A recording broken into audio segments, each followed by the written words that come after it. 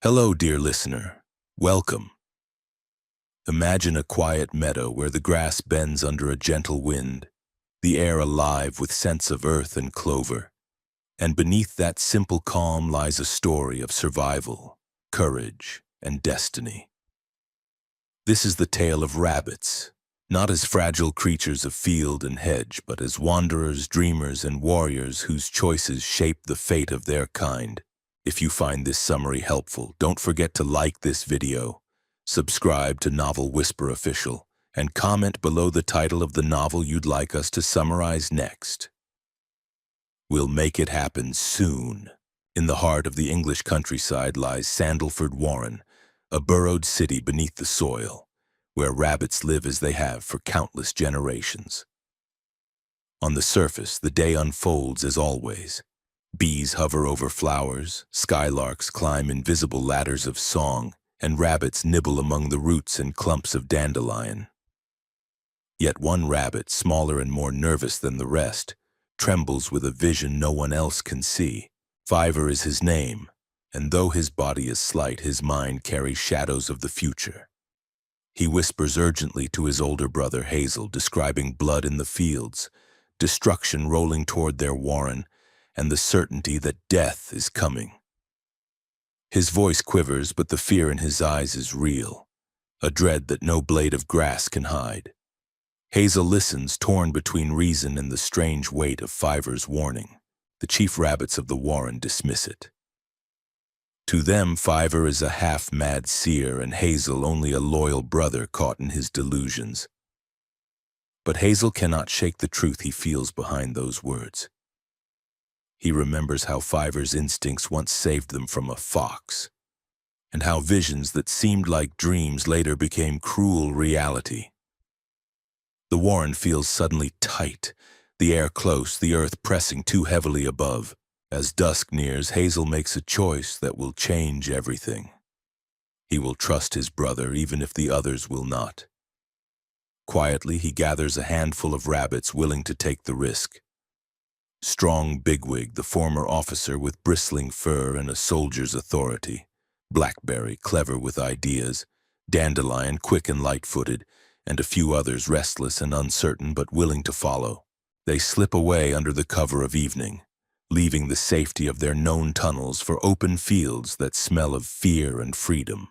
The warren behind them hums with the sounds of ordinary life, digging, grooming, feeding. None realize how fragile that normalcy is, nor how close destruction waits. The night spreads across the meadow, and the small band moves silently through grasses that brush their ears, every rustle and bird call magnified in their alert hearts. Hazel feels the weight of leadership settling on his shoulders. He has chosen this path, and every life beside him depends on his decisions. And so begins their flight, not merely from home but toward destiny. The fields stretch ahead dark and unknown, and with each step Hazel wonders if he has led them toward salvation or into ruin. They move through the darkness like shadows stitched to the earth, their bodies low, ears flicking at every distant sound. The grass is taller here, and for rabbits it feels like walking among a forest of stalks, each stem swaying and whispering with the night wind. Hazel leads, his nose twitching, his eyes searching for every flicker of movement, while Fiver trots close behind, shivering but determined. The silence is broken by the heavy tread of Bigwig. His powerful frame moves with the confidence of one who has fought predators before, his fur bristling with readiness. He grumbles at the risks they are taking, yet his decision to come shows a loyalty far greater than his complaints. Beside him hops Blackberry, whose mind is quick, always searching for patterns and possibilities hidden in the world around them. Together, this unlikely band forges ahead, hearts pounding with the thrill of escape and the dread of what hunts in the dark. Behind them lies Sandalford Warren, a place of burrows and safety, but also a place chained to the fate Fiver has foreseen. None know what doom is coming, only that Fiver's visions never lie. Perhaps the men with their machines will tear the warren apart, perhaps disease or fire. The truth no longer matters.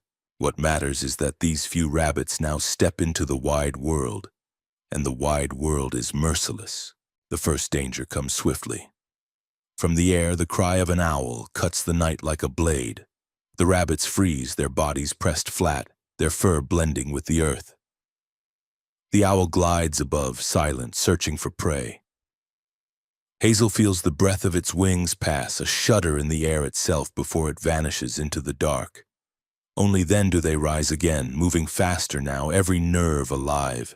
Hours pass in restless motion. The ground slopes, rises, dips, each curve of the land hiding threats. Once they hear the rustle of something large in the hedge, and Bigwig bristles, ready to fight. A fox's musk taints the breeze, sharp and bitter. The rabbits dart across open ground, their paws drumming the earth, hearts racing as shadows close behind. The fox lunges, a flash of teeth and hunger, but Bigwig wheels with a soldier's ferocity, and his sudden defiance startles the predator. The fox falters, distracted long enough for the others to escape into a ditch, panting, trembling, alive. It is in that ditch that Hazel first feels the true weight of leadership. He sees how their eyes turn to him. Blackberries calculating, Fivers haunted, Bigwigs fierce but questioning. None of them would be here without him. If he fails, they all fall. Yet the burden does not crush him, instead it steals his will. For the first time, Hazel begins to sense he was born for this path. The night thins. A pale band of dawn creeps over the horizon, softening the edges of the fields. The rabbits, exhausted, find shelter under a tangled hedge where the scent of man lingers faint but far. Hazel orders them to rest, ears still keen for danger. The meadow hums with awakening birds, the sky whitening with morning light. For now they have escaped, for now they are free. But the world ahead stretches vast and perilous, and each heartbeat tells them this is only the beginning. When the rabbits wake, the sun is high and the hedge is alive with bird chatter. For creatures of the field, sleeping through daylight is dangerous, but exhaustion has claimed them. Hazel rouses first, ears turning toward every sound, and urges the others to move before man or predator can stumble upon them. Their muscles are stiff, paws sore from the night's run, but the pull of survival leaves no room for hesitation. They press on. The open country stretching before them in swells of grass, scattered copses and hedgerows tangled like barricades of thorn. Hazel leads with calm assurance, but it is Fiver whose visions tug at their path. The smaller rabbit halts suddenly, eyes glassy, whispering of fields soaked in blood, of a place that swallows life whole. His voice chills the air, and even Bigwig, proud and fierce, feels unease ripple through his bristling fur. Hazel does not question his brother. He guides the group away from the ominous place, choosing instead the harsher but safer ground. It is here the rabbits begin to test one another's strengths. Bigwig proves his worth as a fighter, taking the lead when the scent of predator thickens, placing his body between danger and the smaller ones. Dandelion, nimble and bright, lifts their spirits with quick movements and bursts of energy, darting ahead and doubling back with a grin only rabbits can wear. Blackberry, the thinker, studies the world differently than the rest. When they come to a wide lane with ditches running on either side, Blackberry watches the flow of water and imagines it as a path, not a barrier. His mind turns obstacles into opportunities, though the others struggle to see it. Hazel notices this gift and keeps him close. That night, under the weight of stars, they gather in a circle, ears twitching to every sound. Dandelion, urged by Hazel, begins to tell a story, one of El Herrera, the rabbit folk hero, cunning and bold, who always outwits the great enemies of their kind. His tale weaves through the night air like firelight, and for a while the fear of foxes, owls, and men fades. They are not just wanderers now. They are inheritors of an ancient spirit, bound by story as much as by need. But the world wastes no time reminding them of its cruelty. In the days that follow, food grows scarce, the grass too thin, the ground too exposed. A kestrel dives suddenly from the heavens, and only Hazel's sharp cry of warning saves Pipkin, the smallest of their group, from death. The little rabbit, trembling, clings to Hazel, his trust now absolute. Hazel feels a new strength in that trust. He is no longer just Fiver's brother, but the guide of all their lives. By the time dusk falls again, they have crossed hills and hollows, every paw step heavy, yet hope pushes them onward. Hazel looks at his ragged company, Fiver with his haunted eyes, Bigwig with his soldier's pride, Blackberry with his restless mind, Pipkin with his trembling courage, Dandelion with his quick feet.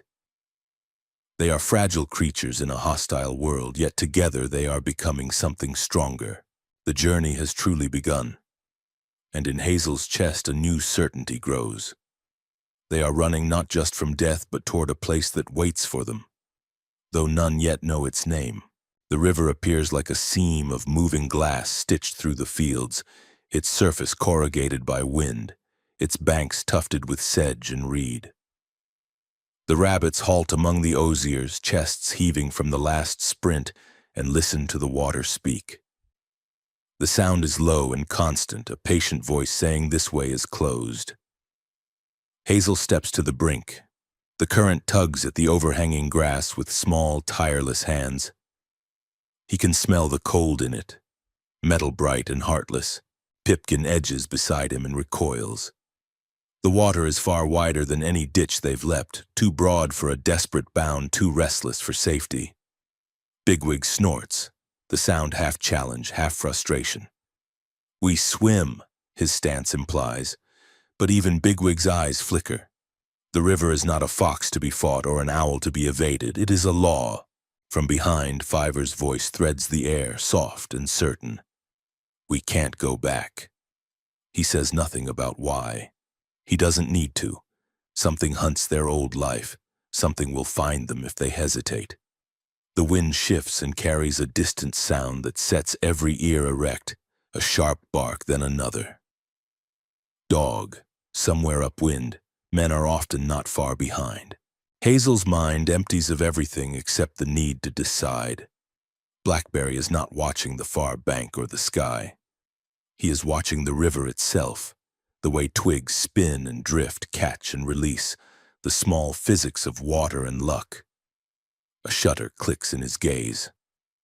"Look," he says, and noses toward a pale plank wedged among roots on the near bank, a shabby piece of wood abandoned by men.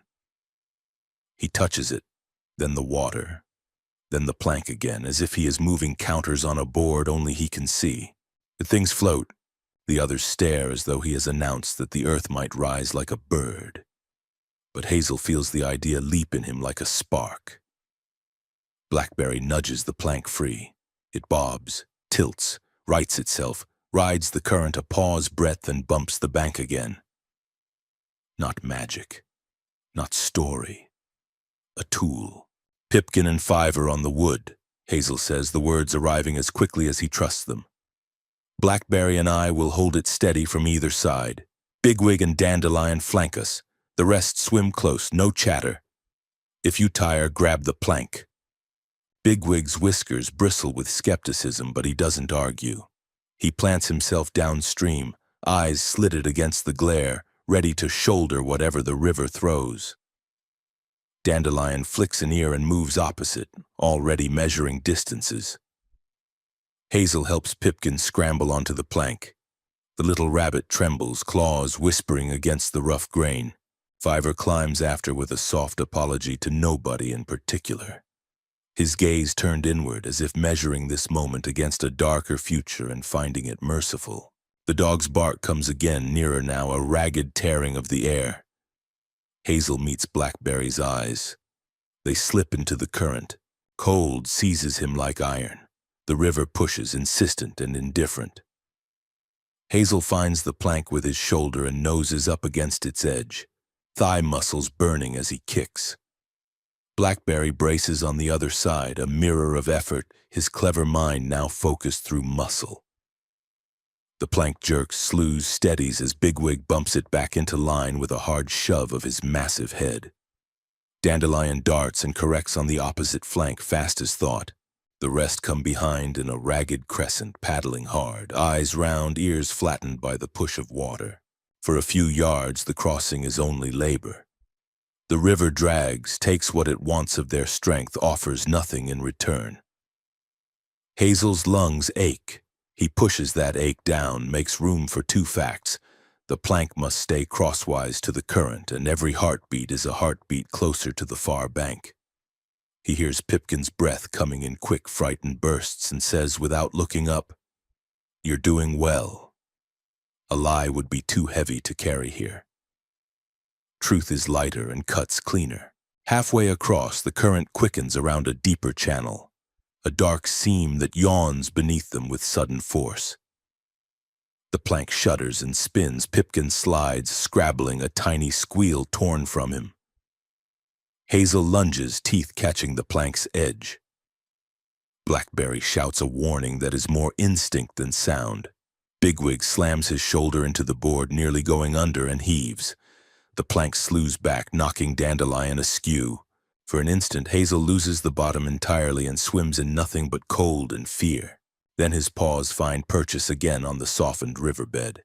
He surges, pushes, feels the plank respond, feels Bigwig's power beside him, steady as oak. Fiver says something no one catches, voice lost in water and effort, but he is there. Rigid with concentration, holding himself still so Pipkin can stay steady. Dandelion recovers and flashes into place, quick as a thought, mended and made whole. The bank does not inch nearer. It rushes nearer all at once. Reeds scratch Hazel's whiskers. Blackberry stabs forward, finds mud, and jams the plank hard against the shore as Bigwig throws his weight from behind. The plank slides up, scrapes, catches. Fiver jumps to the bank with a stumble and turns to help Pipkin, who shakes like a leaf and then collapses gratefully into the grass. One by one, the swimmers haul out, sodden and panting, fur plastered to their ribs, eyes bright with something that is not quite disbelief and not quite triumph, but shares blood with both. On the far side of the river, the dog barks again, furious, thwarted. Its sound is now thin with distance. Hazel almost laughs with relief, but he is learning already how to spend victory. He spends it quietly. He shakes water from his fur, looks at Blackberry and says simply, "Good thinking." Blackberry blinks, shy at praise, as if the river itself had whispered the idea and he merely listened. Pipkin leans against Hazel. He is still shaking, but it is a different sort of tremor now, one that trails after fear rather than sounding the alarm of it. "We did it," he manages. Hazel doesn't correct him. The pronoun is right. They did it, and that matters more than anything that might come next. They move from the open bank into a willow-shadowed hollow and lie low, ears pivoting, bodies arranged with the unconscious geometry of prey that wants to live. The sun cleaves the clouds. Warmth leaches into their wet fur. Sleep skims over them in light, broken layers. Hazel dozes and wakes by turns, mind flickering. The bite of the current, the sudden spin, Bigwig's shoulder, Blackberry's idea, Pipkin's breath. He does not allow himself to wonder what would have been lost if any piece had failed. By late light, the river has turned amber and slow, as if it never wished to harm them at all. Hazel leads the group upriver along the safer bank. The world smells new here. Damp clay, crushed mint, shadowed pools where gnats haze above the surface like a living shimmer. They find a sheltering bank to feed and groom, and strength returns in quiet degrees. Bigwig says little, but his glances at Hazel are different now, edged with a soldier's acceptance. The chain of command has become real. As dusk gathers, Blackberry noses the air and frowns. There's rabbit scent on the wind, strong and recent, but laced with something else he cannot name. Not enemy, not exactly friend. Simply different. Dandelion lifts his head, listening to a silence that feels placed rather than grown. Fiver shivers, not with a vision, but with a memory of one. Hazel files that uncertainty where he keeps useful pains. He will not ignore it, and he will not be ruled by it. They climb a small rise and pause. Beyond, the land opens into soft fields kept almost too neat, with paths that look convenient, with hedges that seem to invite passage. Somewhere ahead, burrows lie under the turf, close to good grazing, close to man. The breeze carries a sweetness that is not only clover. Hazel studies the gentle slope, the inviting cover, the way the evening hush sits oddly on it, as if the land itself is holding its breath. They have crossed the river that said no. Now the ground says welcome. He has learned enough in a short span of days to be wary of both. Keep together, he says. We'll look, then choose. The rabbits move, small shadows against the larger dark, toward burrows that promise ease and hide a price none of them yet understands. The smell of fresh clover thickens as you approach the new warren. The grass is cropped short, greener than any you have seen on the road, and the air is quiet, too quiet, as though the earth itself has been carefully brushed clean. Hazel slows, ears forward, nose twitching. Around him the others feel the strange comfort of the place. Food in plenty, scents of rabbit strong on the air, and tunnels dug broad and deep beneath the turf. From the ground appears a sleek rabbit with calm eyes, his fur brushed and clean as if he has never known mud or bramble. He greets the travelers warmly, inviting them into the warren, speaking of peace, of safety, of life without hunger. His name is Cowslip. He leads them down into smooth runs that smell faintly of flowers and man-made hay. The walls are reinforced, the burrows wide, and everywhere is the sense of order, of care, of abundance. To weary wanderers, it seems a dream come true. Food is offered freely. Grass is piled in the runs, saving them the trouble of grazing under the dangerous sky. The rabbits here are sleek, heavy-bodied, with slow movements and an almost careless calm. They tell stories, not of El Herrera, the trickster prince of rabbits, but of darker, stranger tales, poems of sadness, fragments of beauty tinged with despair. Hazel tries to be grateful. He sees Pipkin eating in peace, his small body no longer trembling with fear. He hears Bigwig muttering about fat and laziness, but notices even the soldier rabbit eating greedily, his belly full for the first time in days. And for a moment Hazel dares to think that perhaps they have found what they sought. Yet Fiver is restless. His eyes never soften in this place. He whispers to Hazel that the ground here smells wrong, that the silence of the fields is not peace but warning. Hazel tries to listen, but he feels caught between hunger's relief and his brother's dread. Each evening, when the rabbits gather to hear Cowslip's companions recite, Hazel listens with growing unease. Their verses are clever, yes, but joyless. They speak of snares, of sudden death, of beauty glimpsed and lost. The words drift through the air like smoke, heavy and strange, leaving the travelers unsettled. Bigwig scoffs, dismissing Fiver's fears as nonsense. Food, shelter, safety, and what more do we need? His soldier's body grows rounder, and his eyes shine with an ease Hazel has rarely seen. The others, too, seem lulled, as though the strangeness is nothing compared to the comfort of full stomachs. Only Hazel and Fiver share the same unease, like a cold stone lodged in their bellies. One afternoon, as the rabbits graze, the air shivers with a sound they all know. A thrash, a snap, a cry cut short. Bigwig, bold as ever, had ventured toward the hedge, nose searching out the richest grass. A moment later comes a scream, shrill, terrible. Hazel races to the sound. There, in the half-hidden grass, Bigwig thrashes violently, a loop of wire tight around his neck. His eyes are wide, his body jerks and convulses, his paws tear at the earth in frantic futility. The group erupts in panic. Fiver trembles, whispering of blood and darkness. Cowslip and his rabbits stay back, watching with unreadable expressions, offering no aid. Hazel feels a surge of fury. "Help him!" he cries. But Cowslip only lowers his head, silent, as if such suffering is part of the price for their peace. It is Blackberry who acts. His mind, quick with strange leaps, recalls the floating plank, recalls the way the snare must work. He shouts for the others to dig, to press down the peg that anchors the wire. Bigwig's breath comes in ragged gasps. His struggles grow weaker. Hazel bites at the wire until his teeth ache. Together with frantic claws, they drag the stake from the soil, and suddenly the wire slackens. Bigwig collapses, bloodied and limp. For a moment all think he is gone, but then his chest stirs. A shuddering breath, a heartbeat, and life returns.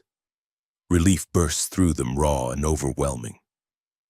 Bigwig opens his eyes, dazed, and mutters, "My throat feels like a fox's teeth were in it." The others press close, licking his fur, trembling with gratitude. Hazel looks toward Cowslip and his sleek companions. Their faces remain calm, unreadable masks. No joy, no grief, only silence. And then Hazel understands the truth. This warren lives fat on food because men leave it so. In return, rabbits are snared, taken without warning. Safety is an illusion built on death. The poems, the silence, the sadness in their eyes, all of it was the shadow of the price they have chosen to pay. That night, Hazel gathers his companions. Bigwig, his neck raw but his spirit blazing, speaks first. "This is no home. I'd rather face foxes in the open than live fat only to be strangled like a pheasant in a trap." The others nod, fear sharpened into resolve.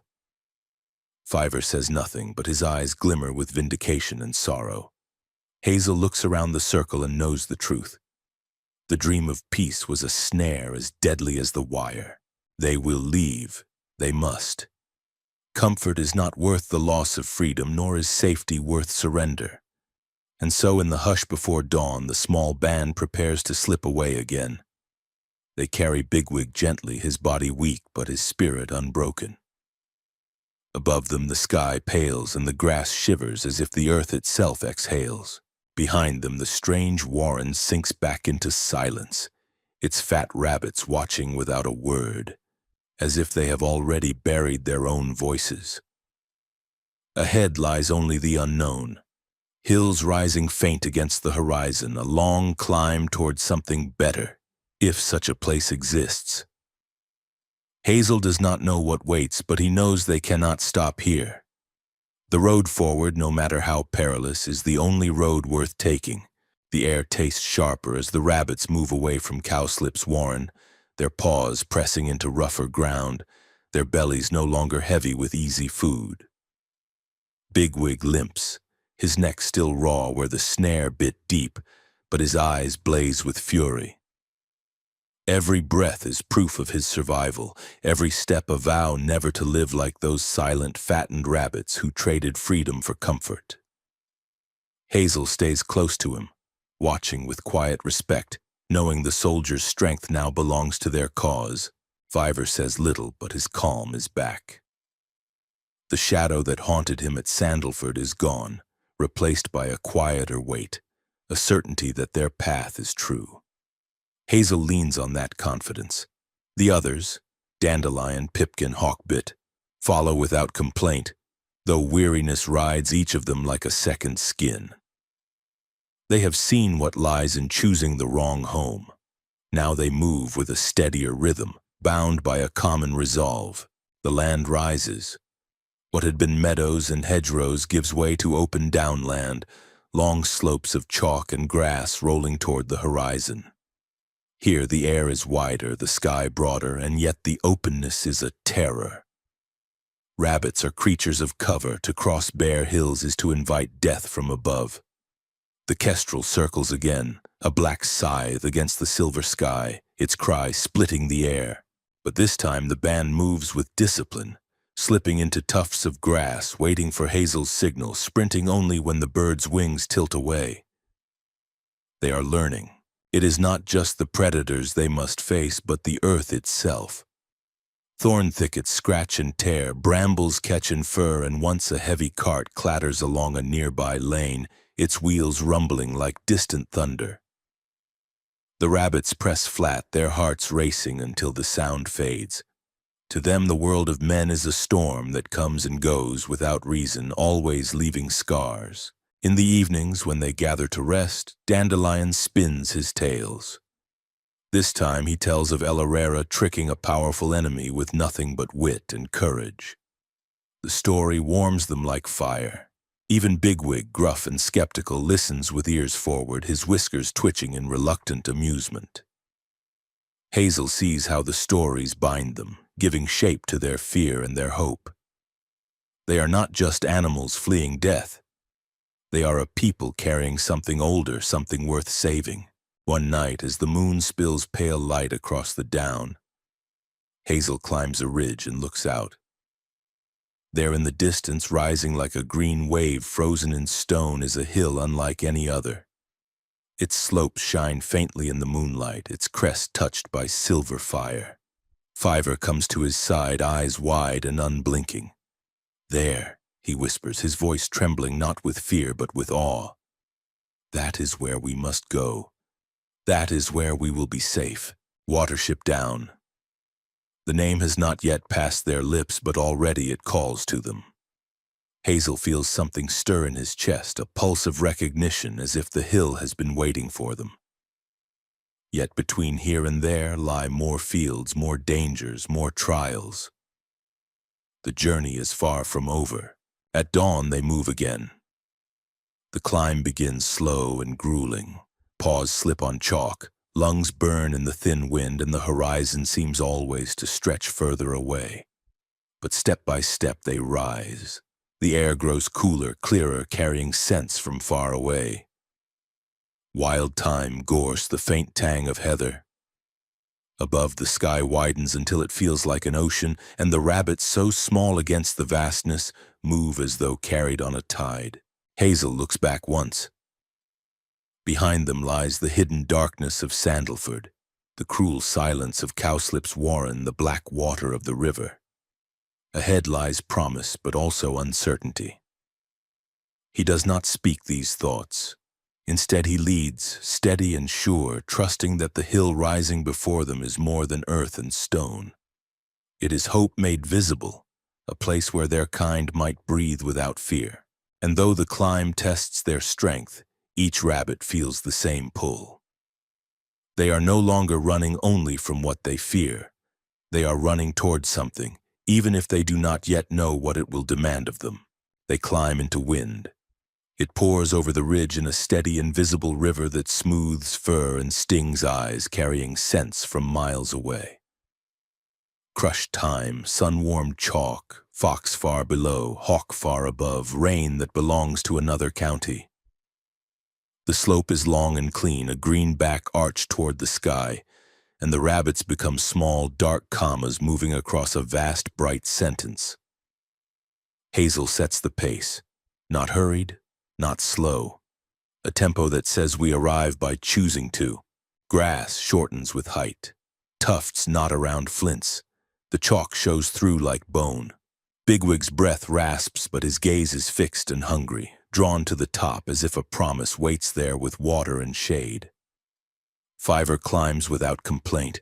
Something in him settles with each leap, as if the hill answers a question he has carried too long. Blackberry keeps looking not at the ground, but at the ways the ground organizes itself. Outcrops, wind shelters, lines of sight. He is already building maps. They crest a shoulder and the world opens. Valleys spill away on every side. Lanes run like gray threads through patchwork fields. Distant copses hold their shade like secret coins. Skylarks hang above the down on invisible strings and pour music into the air until the air itself seems to sing. The rabbits stop, stunned by the scale of it, by the feeling that they have stepped onto a thing that sees far and is seen from far. Prey prefers cover, but something in this height feels like safety, danger that can be watched coming. Hazel breathes deep. The wind dries sweat from his ears. He turns a slow circle, learning. Here the slope breaks into a shallow bowl cupped from the wind. There a scatter of thorn offers roots firm enough to anchor soil for burrows. The far lip of the bowl faces east. Morning light will strike there first. He holds these facts and begins to arrange them into a life. Not bad, Bigwig says at last with the tone of an officer inspecting a new post, which is to say good, very good. They do not waste the lift of a rival. Hazel sets watches, pairs the strong with the quick, and keeps the smallest under a thorn's lee to rest. He walks the bounds with Blackberry, counting heartbeats between likely sentry points, testing how the wind carries scent, learning where a weasel might hunt or a cat might sun itself before dusk. Blackberry notes a slight hollow just below the crest, a place where sound collects. We'll hear trouble gather there, he says, more to the hill than to Hazel. Hazel nods. And not be seen while we do. When the sun tips west, they begin to dig. Not deep, not yet. Shallow scrapes for shelter through the first nights, mouths opening toward the lee so wind won't drive rain inside. The soil is good. Chalk crumbles under claws and holds its shape when packed. Bigwig throws earth like a dog, grinning despite himself when the pile grows quickly behind him. Dandelion works light and fast, neat as a water vole. Pipkin, small but stubborn, noses earth aside with a satisfaction that looks like healing. As they work, the hill notices them. This is not fancy. It is the felt logic of place. Beetles reveal glittering backs from under stones, ants follow ancient lines and step around the new scratches as if the scratches have always been there. A kestrel writes a single letter in the sky, then holds, watching. The rabbits pause. It tilts and is gone. The watchers on the sentry points do not call. They only shift weight, tense, release, learn what counts as danger and what counts as passing. When the first scrapes are deep enough to swallow bodies, Hazel calls them in to feed. The grass is sweet this high, starved of richness but packed with clean strength. The meal is unhurried. Nobody gulps. Nobody glances over a shoulder every third bite. Even Bigwig chews with something that might be called quiet. Fiver eats, then simply sits with his eyes half closed, ears half lowered, as if listening to a voice too low for anyone else to hear. Hazel does not disturb him. Dusk comes with a clear edge. The sky drains from blue to pewter and then to a kind of deepened light that is not light at all. Only the hill remembering the sun. Wind thins. The scents of fox and man fall away and the clean smell of chalk remains. They gather without being told. Dandelion begins a story because that is what rabbits do when new ground has accepted them and night is not yet sharp. He chooses an old tale and tells it plain. How El Herrera once led his people across a wide, bright place with no cover and taught them to move with the shadows of clouds. How he made the sky itself into a hedge. The story fits here like a track fits a foot. They laugh in the right places. They feel braver where courage lacks drama and is only steadiness. After the tale, they drift. A sentry takes the high notch where the wind carries everything first. Another posts by the thorn clump where owls might angle low. Hazel walks the rim alone. He is not restless. He is finishing the day. On one circuit he finds a narrow run trampled through the grass. Not rabbit, sheep, long gone. The merest ghost of hoof. It tells him, men graze sheep here, not often, often enough. Men will come again. He files it beside water and weather, not as fear but as schedule. The moon lifts fat and pale. A mouse freezes by a flint and then dashes. A stoat's track threads the edge of a gorse patch and then vanishes. Hazel marks both, not with scent, but with attention. Attention is the map a chief keeps in his head. Chief. The word arrives and sits with him. Sandalford had a chief rabbit with guards and rules and a way of enforcing them. Hazel has only choices that the others obey because they ring true. He does not rank himself, he ranks responsibilities. If something has to be done, he finds the one who can best do it, including himself, and sets that one in motion. Maybe that is what leadership is when you are far from the tunnel where titles are carved. Near midnight, while Hazel circles, a thin, frightened squeaking rides the wind. He stops, listens. There, below the lip of the bowl where wind drops and sound pools, a small shape skitters, then flattens, then skitters again. Not rabbit. The squeak is a high wire drawn too tight. A kestrel drops, a gray shadow hardening into speed. Hazel moves before he knows why. He darts downslope with ground-hugging bursts, aiming not at the bird but at timing. Bigwig sees him go and follows without question. Dandelion turns outward, eyes up, ready to distract. The kestrel breaks at the last instant, talons opening for the clean snatch. Hazel hits the patch of grass under it at full speed and bursts through, a deliberate insult. The bird flares, checks, rises a fraction early. Bigwig slams the air with a leap that doesn't touch it but changes its mind. For a hair's breadth, the world holds its breath. The kestrel kicks off and climbs in a smooth, contemptuous glide, unwilling to spend itself on prey that refuses to behave. On the ground, the small shape is a field mouse, sides heaving. Hazel noses it gently toward cover and stands over it for a count of 20. The mouse recovers, stares up with bead dark eyes, and speaks in the chittering grammar of its kind. Words are few between species, but gratitude is legible anywhere. It touches Hazel's paw with its whiskers and vanishes under a stone like water down a crack. Bigwig looks at Hazel. There are questions he could ask. He doesn't. He only says, "You were faster than the wind," which is soldier for right call. They return to the scrapes. Sleep comes in thinning layers. In the smallest hours, the hill rests its long body and the rabbits rest within it. Hazel dreams not of snares or water, but of lines of light running out from this high place into the dark to other places he cannot see yet. Taut as the wire that nearly killed Bigwig, but singing instead of strangling. He wakes with the sensation still in him and knows it for what it is. The hill will hold, but a warren needs more than earth and luck. It needs a future. Dawn spills over the eastern rim like milk. The first light finds their new doorways and slides down smooth chalk. Hazel stands where the wind is thickest, scans the valleys and names what he can't yet say aloud. Today they dig deeper. Today they lay runs. Today they learn this height by heart. Tomorrow or the next day or the one after that, he will say the other thing. How a warren without does is only a story with no next chapter. For now the hill lifts its broad back to the sky and lets them stay. For now that is enough. Now that is enough. Now that is enough. Now that is enough. Now that is enough. The sun warms the chalk, and soon the first rough scrapes become deeper. Their walls shored by roots and stones, the scent of new earth rich on every breath. The rabbits work in shifts, claws caked in white dust, fur streaked with soil, bodies weary but hearts strangely light. At last they are not running.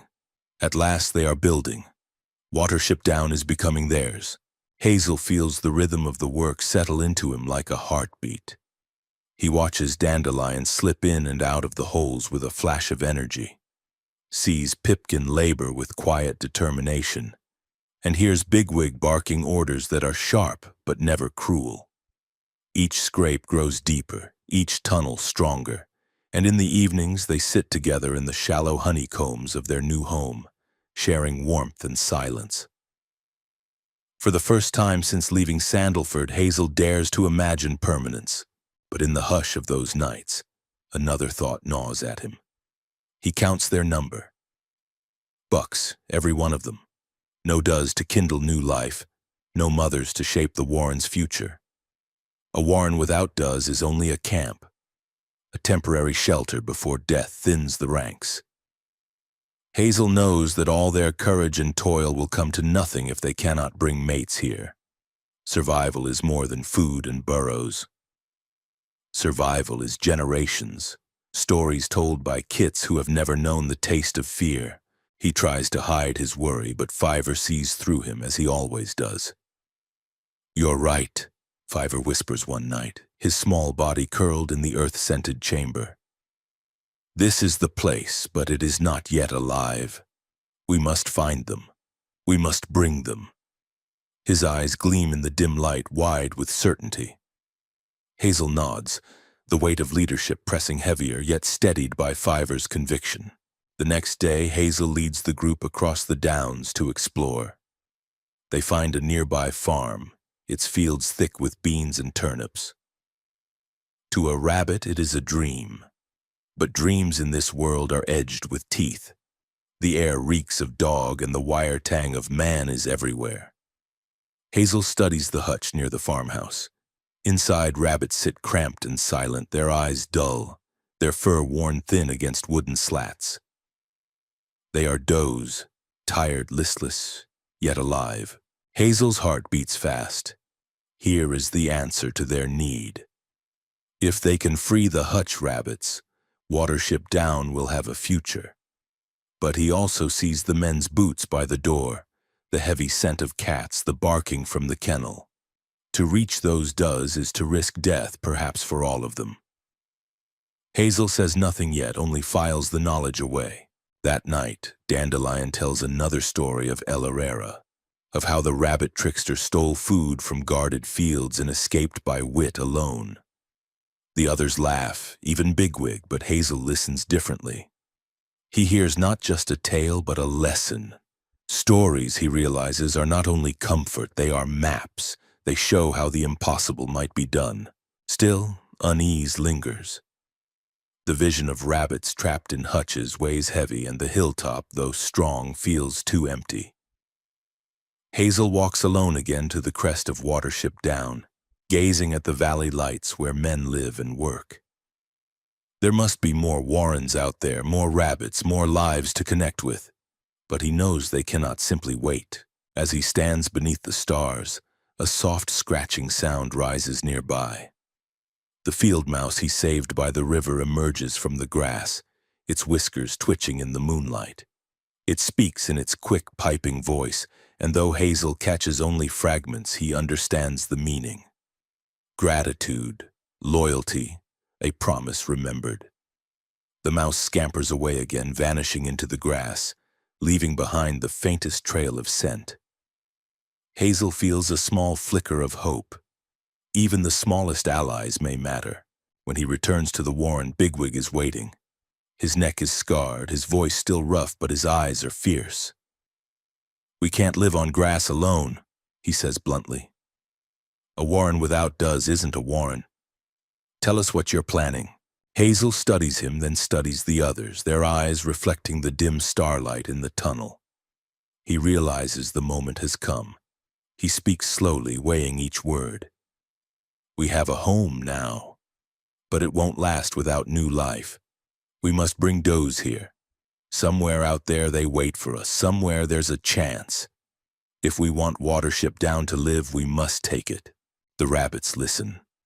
Fear stirs in their eyes, fear of men, of dogs, of unknown dangers. Yet beneath it is something else, the fire that keeps them moving, the same fire that pulled them across fields, through snares, and over the wide river. Bigwig nods once, sharp and soldierly.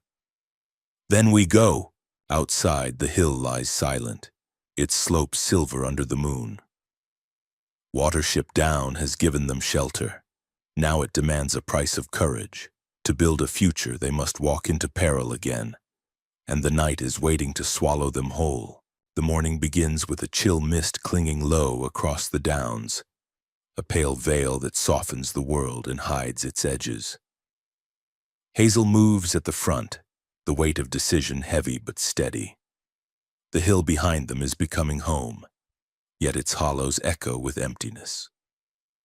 Without does, the warren is a promise unfulfilled, a dream with no kits to carry it forward.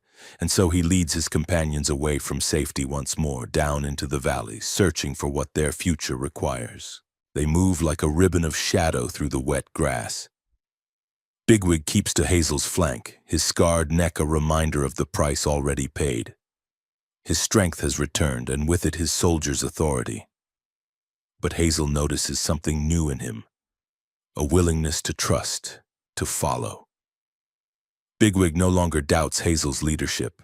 He challenges, yes, but like steel tempering steel, his blunt words sharpen Hazel's resolve. Blackberry's eyes flicker constantly, reading the world as though it were a riddle. He explains the pattern of hedges, the way men cut them, the way a lane curves not by chance but by ancient design. The others listen, learning how to see through his clever mind. Pipkin hops at Hazel's side, smaller than the rest, but no longer the weakest. Fear has not left him, but courage now grows beside it. At last, after days of cautious travel, they find what Hazel has been seeking. The scent is unmistakable, rabbits, strong and many, carried on the wind. They follow it to the edge of a great warren hidden in tangled hedgerows and ditches. Its entrance is neat, its paths worn deep. This is no fragile burrow carved in haste. This is a fortress of earth and discipline. They do not enter at once. Hazel sends Bigwig and Blackberry ahead, ears flat, bodies close to the ground. The others wait, crouched in the hedge, hearts thudding. Minutes pass. A cry rings out. From the shadow of the earth, rabbits pour forth, larger and harder than any they have seen. Their movement is sharp, their eyes cold, their bodies corded with muscle. They surround Bigwig and Blackberry with silent efficiency. The leader comes last, General Woundwort. He is a giant of a rabbit, scars striping his muzzle, one eye clouded but burning with fury. His presence is a weight in the air, a force that bends the others to obedience. His voice is deep, clipped, absolute. "You are in Ephrafa," he says. "Here there is order. Here there is strength. You will obey or you will die." Hazel watches from the hedge, heart pounding. He sees the strict lines of Ephraphon sentries, the way rabbits stand in ranks as soldiers rather than wanderers. He sees how the warren's entrances are guarded, how its rabbits move in tight formations, each step measured and controlled. It is a place of discipline, yes, but discipline sharpened into tyranny. These rabbits are safe from fox and man, but they have given up everything else. Freedom, choice, even story. Fiver shudders beside him. "This is not living," he whispers. "This is a prison." Hazel knows it is true, yet here are the does they need. Strong, sleek, fertile, but with eyes dulled by obedience. Without them, Watership Down will wither. With them, it might flourish. But to take them will mean defying Woundwort himself, a creature who rules by fear, whose very presence makes even Bigwig's whiskers stiffen. That night, when Hazel and his scouts slip back to their companions, he gathers them close. His voice is steady, though his heart hammers in his chest. Ephrafa is strong, stronger than anything we've seen. But its strength is chains, and chains kill. The does there live, but they do not live free. If Watership Down is to be more than a shelter, we must bring them out. It will be dangerous. Perhaps more dangerous than anything yet. But I will go, and I will ask you to follow. Bigwig's eyes glint. If it means striking at Woundwort, I'm with you. Dandelion, usually the first to laugh, only nods, sober but unafraid. Pipkin swallows hard, then presses close to Hazel. "I'll come," he says. Even Fiver, trembling, agrees, because the vision of the hill is not whole without the voices of mothers and the scamper of kits. The plan begins to take shape. Blackberry speaks of observation, of learning Ephraphon patrol patterns, of finding a gap in the iron discipline. Hazel listens, weighing risk against need, knowing that this is the test the hill itself has set before them. They have built the beginnings of a home. Now they must prove they deserve to keep it by daring to steal life from the jaws of tyranny. As the first stars prick the sky, Hazel looks back toward the faint shape of Watership Down on the horizon. It waits for them, empty but alive, needing more than the strength of the few. He turns his eyes toward the black mouth of Ephrathah in the distance, where Woundwort's shadow rules. Between the two lies the narrowest of paths, thin as the snare wire that nearly killed Bigwig. One misstep could mean death, yet one clean strike, one act of courage and cunning could mean the birth of a true Warren, free, strong, alive. Hazel lowers his head, ears forward, eyes fixed. The decision is made. The journey that began with flight must now become a rescue. Ephrathah looms ahead, less a warren than a fortress carved into the earth, its entrances hidden beneath thickets and guarded by stern sentries whose eyes gleam coldly in the half-light. Hazel waits in the cover of grass while Bigwig, chest scar still raw, prepares himself. He has agreed to do what none of the others could, slip into the heart of this rigid society and win the trust of its leader. If they are to free the does, someone must go among the enemy. That someone is him. The plan is daring in its simplicity. Bigwig will present himself as a solitary wanderer seeking shelter. He will offer his soldiers' strength as a gift to General Woundwort. And once inside, he will search for the does and lay the groundwork for escape. Hazel knows it may be a death sentence. Bigwig knows it too. Yet he squares his shoulders and sets his jaw. For the first time since leaving Sandalford, he does not speak in challenge but in pledge. I'll do it. For the Warren. For you. The others watch him disappear into the hedgerow, his broad back swallowed by shadow. Silence falls. Hazel feels the absence like a hollow in the earth, but he cannot falter. He must trust Bigwig now, just as Bigwig once trusted Fiver's vision. Leadership is not only about giving orders, it is about believing in those who follow. Inside Ephrathah, Bigwig steps carefully into a world unlike any warren he has ever known. The tunnels are vast, regimented, laid out in rigid lines like a soldier's drill. Rabbits move in ranks, their movements controlled, their eyes darting with fear, yet never daring to stray from the path set before them. Markings are etched in the soil, strict codes of where to go, when to feed, when to sleep. There is no laughter, no dandelion's quicksilver tails, no murmurs of El Herrera, only the shuffle of paws and the bark of orders. General Woundwort is everything his name suggests. He towers over the others, muscles ridged beneath his fur, his ruined eye a scar that tells of battles survived.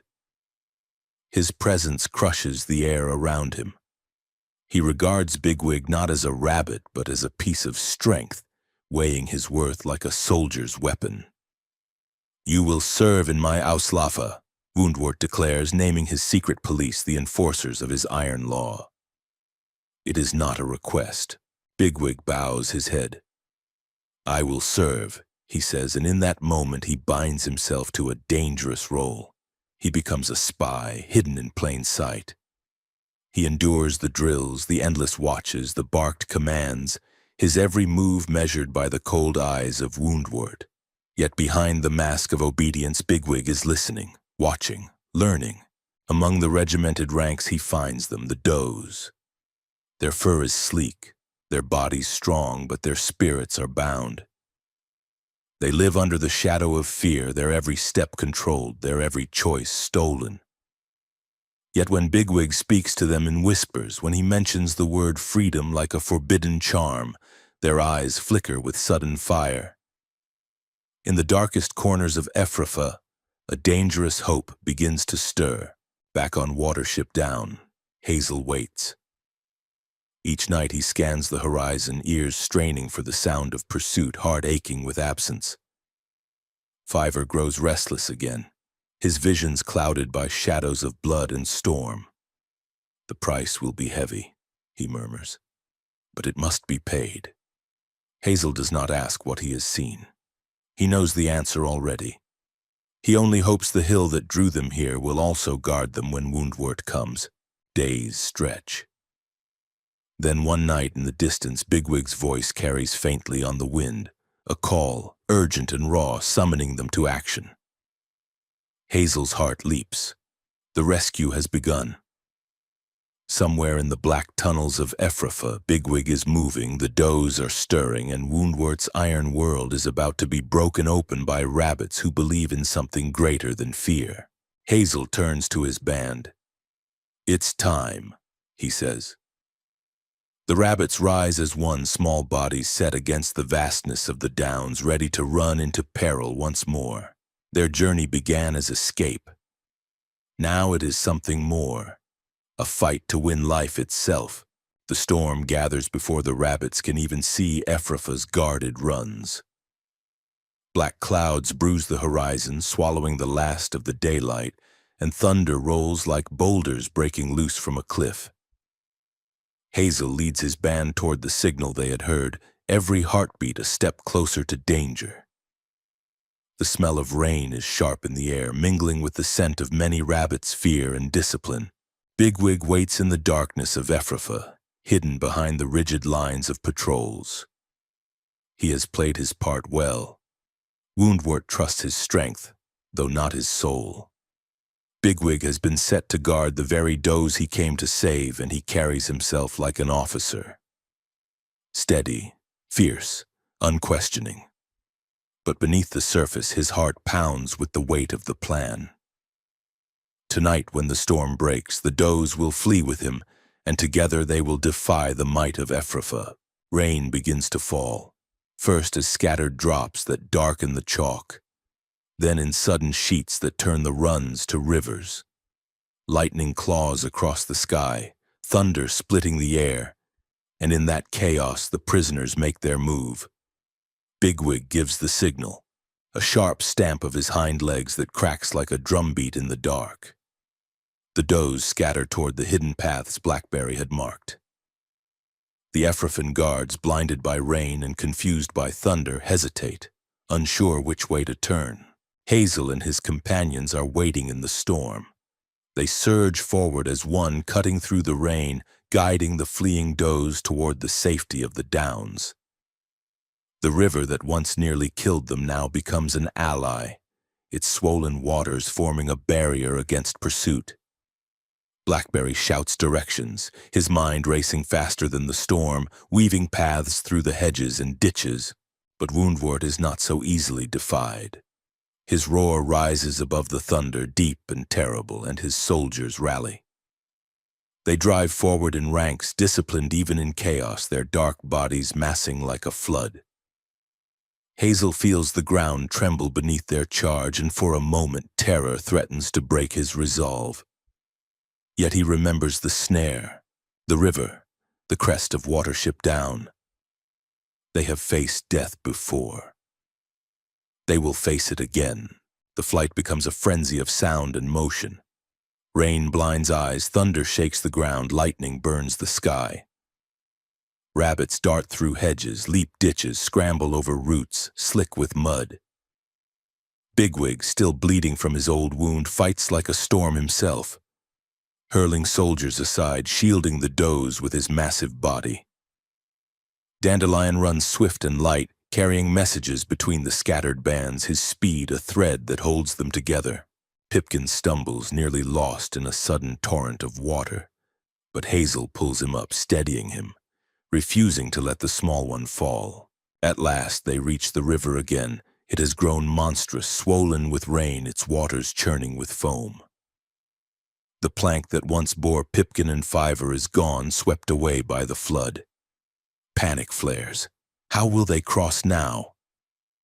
But Blackberry, eyes burning with thought, leaps to a floating log lodged in the reeds. "This will do," he cries. "Hold it steady like before." The does hesitate, terror-struck at the rushing water. But Hazel speaks gently, firmly, his voice cutting through the storm. "This is the only way. Trust us. Trust me." Slowly trembling, they climb onto the log, pressed together, eyes wide. Bigwig takes the flank, his muscles taut, ready to fight the river itself if need be. Hazel pushes forward, shoulder against wood, every kick a prayer. The current seizes them, whirls them in a dizzying spin, but the band clings tight, each rabbit holding another, each heartbeat a defiance of the storm. The river roars, the thunder crashes, and in the chaos Hazel feels again the thin wire around Bigwig's throat, the shadow of Sandalford's doom, the cold silence of Cowslip's warren. All of it has led to this moment. If they survive the flood, if they carry the does across, then Watership Down may live. Behind them, Woundwort's soldiers appear at the bank, dark shapes against the lightning. But the swollen waters block their pursuit. They can only watch as the fugitives vanish downstream, carried by the torrent toward whatever fate awaits. The storm hurls them onward, but in Hazel's chest burns a steady fire. They have taken the first step. The rescue has begun, and the world itself seems to roar with them. Whatever comes next, they are no longer merely wanderers. They are a people daring to seize their future. The river spits them out battered and half-drowned, but alive. The log bumps against a muddy bank, and one by one they scramble ashore, coughing, shaking, fur plastered to their bodies. The does collapse in the wet grass, sides heaving, their eyes wide with both terror and awe. They had never imagined life beyond the bars of their hutch or the suffocating discipline of Ephrathah. Now they lie under a sky stretched wide and storm-scoured, free and uncertain. Hazel rallies them gently, moving among the exhausted group, nudging here, reassuring there. He feels the enormity of what they have done. They have stolen life from under Woundwort's nose. Every moment gained is precious. He knows the general will not forgive. The silence of the night is broken by distant cries, the echo of pursuit. The soldiers are coming. They press on, the down rising once more before them like a promise. The climb is heavier now with so many tired bodies, but Hazel will not slow. Bigwig shoulders forward despite the ache in his scarred throat, his presence a wall of strength. Blackberry guides them with quick decisions, choosing paths that confuse their trackers, doubling back, vanishing into hedgerows, then re-emerging where no enemy would expect. Dandelion darts along the flanks, his speed a lifeline, keeping stragglers within sight. The does are afraid, but in their fear something new grows, a fierce spark of determination. They have seen what it means to live without freedom, and now, even with exhaustion burning in their limbs, they press forward.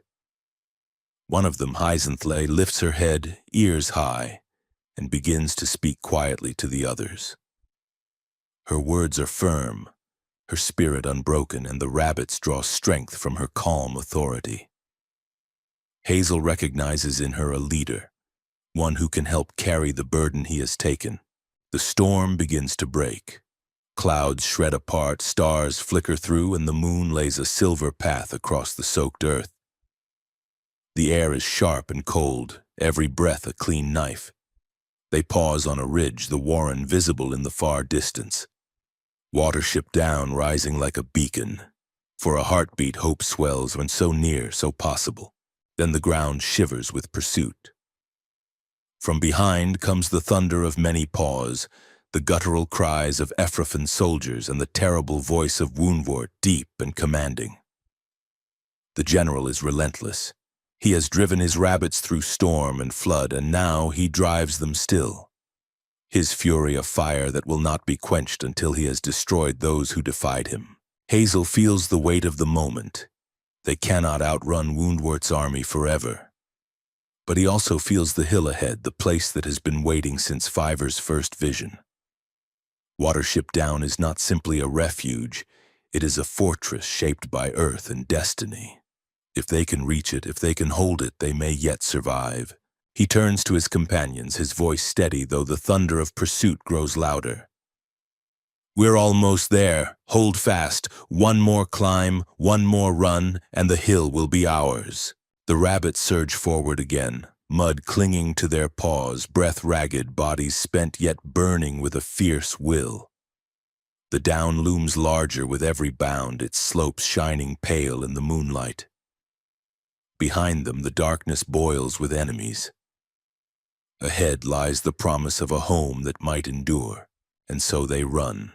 A band of wanderers no longer fleeing but carrying the hope of a new people on their weary backs. The rescue is not yet complete. The hardest part is still to come. But Hazel feels the fire in their hearts, the stories of El Herrera alive in their steps, and he knows the hill will test them soon. The rabbits reach the crest of Watership Down just as dawn breaks, the sky painted in bands of pale rose and gold. The weary company stumbles into their new burrows, the does huddling close to the bucks, their eyes wide as they take in the freedom of open air and wind on their whiskers. For a fleeting moment it feels as if they have won, but Hazel knows better. He can feel the tremor of pursuit in the ground, faint but growing.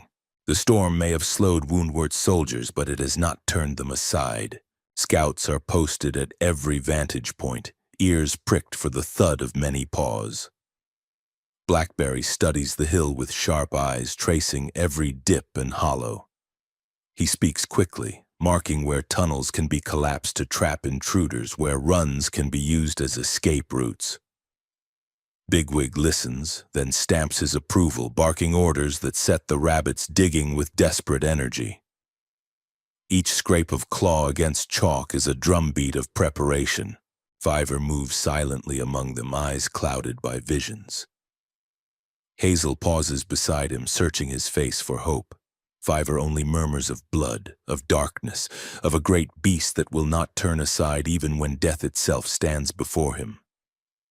Hazel feels the words cut deep, but he pushes forward. Visions may speak of doom, but he must act as if survival is possible, for that is what keeps his band moving. The day grows long, the air heavy with silence. Then comes the sound they dread. The harsh cries of Ephraim officers, the pounding rhythm of disciplined paws. From the lower slopes, dark shapes appear, streaming upward like a tide. At their head looms General Woundwart, scarred muzzle lifted, ruined eye blazing with fury. He does not pause, does not falter. He climbs as if the hill itself were an enemy he means to conquer. Hazel gathers his rabbits in the central burrow. Their eyes are wide, their bodies taut, but none speak of fleeing. Bigwig stands tall, his chest out, his voice fierce. This is our home. We hold it. The does, once timid and cowed, press close to Hyacinth, who lifts her head and whispers strength into their ears. Hazel looks around at them all. The wanderers who followed him from Sandalford, the rescued does of Ephraim, even the trembling Pipkin, and feels a fire burn through his fear.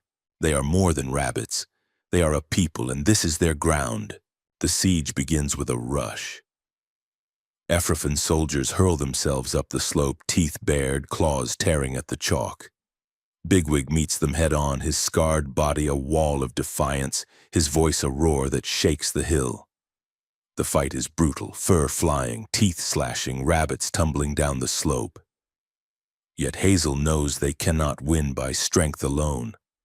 Numbers are against them, they must fight with wit. Blackberry guides the defenders into cunning positions, leading the enemy into narrow runs where their numbers count for nothing. Tunnels collapse beneath Ephraim paws, sending them tumbling into confusion. Dandelion darts through the chaos, spreading word, carrying courage like a flame. Pipkin, small but fierce, stands guard at the burrow mouths, his fear swallowed by loyalty. Woundwart himself charges, a figure of living fury. He is larger than any rabbit has a right to be, scarred from battles long past, his presence a storm of violence. He smashes through defenses, scattering rabbits before him, his teeth snapping with unstoppable force. Even Bigwig staggers under his assault, his strength matched for the first time. The two warriors clash in a whirl of fur and blood, their struggle echoing through the hill like thunder in stone. Inside the warren, Hazel hears the battle above, every thud and cry shaking the earth. He knows the hill itself is their ally, but he also knows the cost may be terrible. Fiver crouches beside him, whispering through clenched teeth, his eyes fixed on something beyond sight. The black rabbit waits for Woundwort, he murmurs, but he does not fear him. Hazel shudders, then lifts his head. He cannot let despair root itself here. The hill is theirs. The fight is theirs, and he will see it through, whatever the price. The battle rages across the chalky slopes of Watership Down. Clods of earth fly. The air fills with shrieks and the sharp smell of blood, and the little warren that had seemed so safe now trembles under the weight of war. Hazel, watching from within the tunnels, feels every blow that Bigwig endures. He cannot stay back. Leadership, he knows, is not command alone, but the willingness to risk everything. With a fierce cry, Hazel dashes from the burrow mouth, weaving through the chaos. Ephraim's soldiers surge like a tide, disciplined and relentless. He sees Bigwig locked in combat with Woundwort, a clash of giants. Bigwig's powerful body slams against the general, teeth flashing, claws tearing at the earth. But Woundwort is inexorable, a living engine of violence. Blood mats Bigwig's fur, his scarred throat torn open again, yet he will not yield. His eyes blaze with defiance and his body stands unbroken, an oak against the storm. Hazel knows they cannot win by force. He darts through the fray, calling out, urging his rabbits to fall back into the tunnels to draw the enemy deeper. Blackberry's plan unfolds like one of Dandelion's stories. Runs collapse behind them, sealing off pursuers. Narrow tunnels funnel Ephraim's soldiers into choke points where 1 or 2 defenders can hold back 10. The hill itself becomes a weapon, every twist and turn a snare, every collapsed passage a trap. Still, the Ephraim's fight with terrifying discipline. They press forward, heedless of their dead and wounded, driven by the iron will of Woundwort. His voice thunders through the tunnels, commanding, unyielding. He is not merely a chief, but a warlord, a creature who has remade the rabbit world in his own scarred image. To him, freedom is weakness, and he will crush it with his teeth. Hazel runs deeper into the warren, guiding the does to safety. His heart hammers in his chest. He knows the soldiers will break through eventually, unless the land itself can be turned to their aid. An idea sparks, sharp and sudden. He remembers the dog, chained at the farm, its bark a roar that had carried through the rain. He knows the dog's hunger, its fury, its blind strength. He realizes now. The general is a fox too strong to fight head-on. But a fox can be tricked. Hazel slips from the warren, soaked, bleeding, half-crazed with exhaustion. The fields roll before him in the first pale light of dawn. He runs, every muscle screaming, every breath fire. Behind him the hill shakes with the fury of Woundwort's assault. Ahead lies the farm, the smell of man, the sound of the chained dog, its bark splitting the quiet morning. Hazel runs straight toward it, a lone rabbit streaking across the fields. At the edge of the farm he halts, heart near breaking. The dog sees him, eyes wild, teeth flashing, muscles straining against the chain. Hazel darts close, just beyond its reach, his scent pouring into its nose like fire.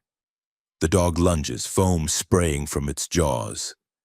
Hazel turns, runs back toward the hill, the sound of claws tearing earth behind him. The chain strains, snaps, and suddenly the dog is free. It is a terror unleashed. A black and tan thunderbolt, faster than fox or stoat, driven by hunger and bloodlust. Hazel flees across the fields, every stride a gamble, every heartbeat a prayer. The dog is on his trail, closer with each bound. He knows he cannot outrun it, but he does not need to. He only needs to lead it to Woundwort. Back at Watership Down, the battle reaches its height. Bigwig stands in the dark of a tunnel, body bloodied, eyes burning. Woundwort looms before him, scarred, snarling, his strength undiminished. They clash again and again, the earth itself shaking with the violence of it. Behind Bigwig, the does huddle, their future balanced on his battered shoulders. Woundwort drives forward, his teeth closing, but Bigwig plants his paws, muscles straining, and roars.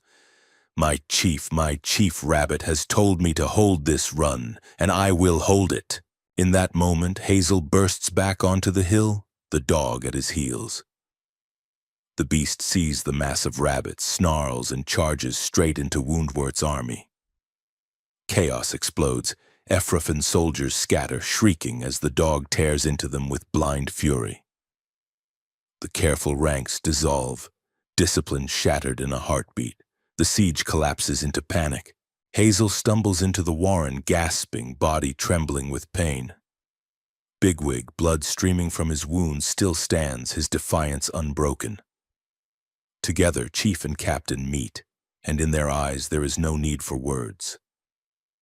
They have done it. They have turned cunning into survival, turned weakness into strength. Outside, Woundwort does not flee.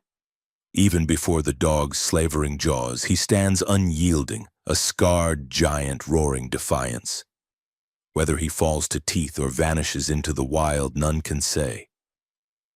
To the rabbits of Watership Down, he becomes a figure of myth, a shadow that will never truly die but never again rule them. The storm has passed. The enemy is broken. The hill stands scarred but unbowed, and the rabbits who dared to dream of freedom have held their ground. For the first time, Watership Down is not only a shelter. It is a home defended, a warren born in fire and blood, and in its earth the promise of a future takes root.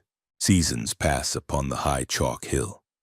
Spring greens into summer, summer fades into autumn gold, and Watership Down breathes as a living warren, its runs deepened, its chambers widened, its air alive with the squeaks of kits. The does have kindled, and the hill that once felt hollow now pulses with new life. Rabbits play in the sunlit grass, their small bodies darting like sparks. Dandelion stories echo through the tunnels, passed on to ears that listen with wonder. Hazel watches it all with a quiet satisfaction that runs deeper than any victory. He sees Hazel guiding the younger does, her voice firm, her gaze gentle.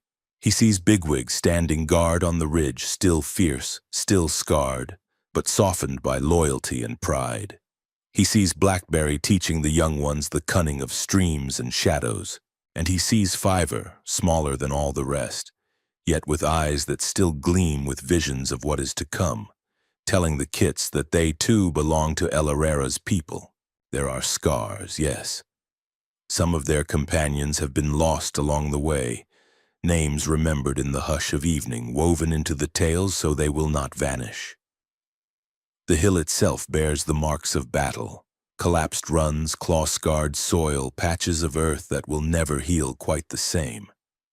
But these are not only wounds, they are reminders carved into memory and earth alike that freedom is not given but won. Hazel grows older as the warren thrives. His fur fades, his limbs slow, his eyes grow dim. Yet his spirit remains steady, his ears still turning to every sound, his nose still reading the wind.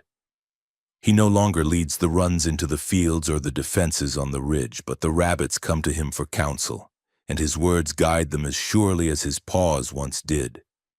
He is Hazel Ra now, chief of Watership Down, not by title but by the trust and love of his people. One evening, when the air is still and the light golden with the fading sun, Hazel lies in the grass, his body heavy, his breath slow. Around him kits play, their laughter light as birdsong. He watches them dart and tumble, their ears too large for their heads, their eyes bright with wonder. For them, the hill has never been a place of flight or fear. For them, Watership Down has always been home. That thought warms him more than the sun itself, then the world changes. A silence falls soft and deep, and Hazel feels the grass cool beneath him. He lifts his head and sees a rabbit he has never seen before. Larger, darker, older than any rabbit could be. His fur black as shadow, his eyes kind yet unfathomable. The black rabbit of Unlay. There is no fear, only calm, as if Hazel has known this meeting all his life. The black rabbit speaks without sound, his voice inside Hazel's very bones. You have fought, Hazel Ra. You have led your people through fear and fire. They are safe because of you. Will you come with me? Hazel looks once more at the hill, at the rabbits he loves, at the life they have built from nothing but courage, cunning, and faith. He feels the weight of years fall away, replaced by a lightness he has not known since the first run across the meadows. He nods, he rises, and with the black rabbit beside him he runs. Not with the heaviness of age, not with the fear of pursuit, but with the strength and swiftness of youth. The grass parts before them, the wind lifts them, and the world opens wide. Behind him, Watership Down glows in the fading light, alive with laughter, stories, and the scurry of new life. Ahead, the horizon calls. Hazel runs toward it, free, eternal, a prince of rabbits whose story will be told as long as rabbits remember the voice of El Herrera in the grass. Era in the grass, era in the grass, era in the grass, era in the grass.